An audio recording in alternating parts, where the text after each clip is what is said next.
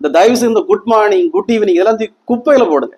ஒரு நமஸ்காரம் சொல்லுங்க இல்லையா, வணக்கம் நமஸ்காரம், இல்ல ராமா ராமா, கிருஷ்ணா கிருஷ்ணா, ஏதோ ஒன்று சொல்லுங்க.